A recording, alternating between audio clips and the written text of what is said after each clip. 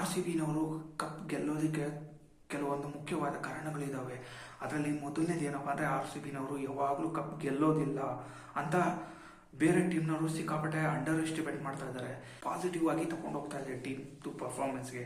ಅದು ಹೇಗೆ ಅಂದರೆ, ಈಗ ಆರ್ ಸಿ ಬಿದು ಫ್ಯಾನ್ಸು ಸ್ಟೇಡಿಯಂಗೆ ಹೋಗ್ತಾರೆ, ನೋಡ್ತಾರೆ ಅನ್ನೋ ಭರವಸೆ BCCIಗೆ ಬಂದಿದೆ.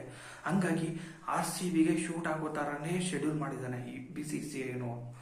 ಮೂರನೇದು ಏನಪ್ಪ ಅಂದರೆ, ನಮ್ಮ ಟೀಮ್ನಲ್ಲಿ ಎಲ್ಲ ಹೊಸಬ್ರು ಇದ್ದಾರೆ. ಪ್ರತಿಯೊಬ್ಬರು ಒಂದು ಸಣ್ಣ ಅವಕಾಶ ಸಿಗುತ್ತೆ ಅಂತ ಪ್ರತಿಯೊಬ್ಬರಿಗೂ ಭರವಸೆ ಇದೆ. ಪ್ರತಿಯೊಬ್ಬರು ಮೈಂಡಲ್ಲೂ ಕೂಡ ಒಂದು ಪಾಸಿಟಿವಿಟಿ ಅನ್ನೋದು ತುಂಬಿದೆ.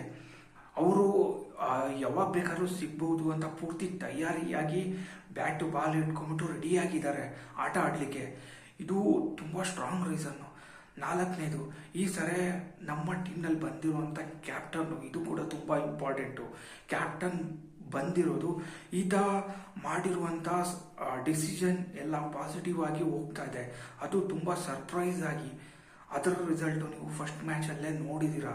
ಅಂದರೆ ನಮ್ಮ ಪೂರ್ತಿ ಟೀಮ್ನಲ್ಲಿ ಕೋಆಪರೇಷನ್ ಯಾವ ಥರ ಇದೆ ಅಂದರೆ, ಎಲ್ಲರೂ ಹೊಸಬ್ರು ಇರೋದ್ರಿಂದ ಪ್ರತಿಯೊಬ್ಬರು ಅವ್ರ ಲೈಫ್ನಲ್ಲಿ ಏನಾದ್ರು ಒಂದು ಮ್ಯಾಜಿಕ್ ಆಗ್ಬೋದು ಅನ್ನೋ ಒಂದು ಪಾಸಿಟಿವ್ ಎನರ್ಜಿಯಿಂದ ಆಟ ಆಡ್ತಾ ಇದ್ದಾರೆ.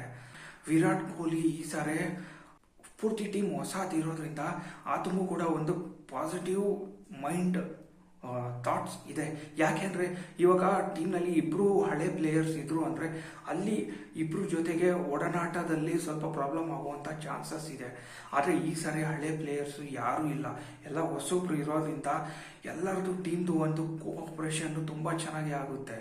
ಹಾಗಾಗಿ ಈ ಸಾರಿ ಆರ್ ಸಿ ಬಿ ಗೆಲ್ಲೋದಕ್ಕೆ ಇದು ಕೂಡ ಒಂದು ಮೇನ್ ರೀಸನ್. ಇನ್ನೊಂದು ಕೂಡ ತುಂಬ ಇಂಪಾರ್ಟೆಂಟ್.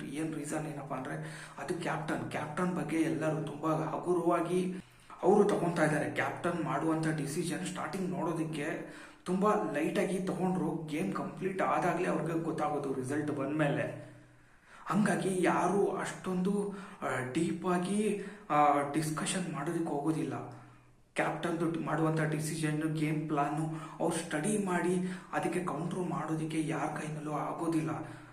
ಇಷ್ಟು ಮೇಲ್ನೋಟಕ್ಕೆ ಕಾಣುವಂಥ ರೀಸನ್ಗಳು.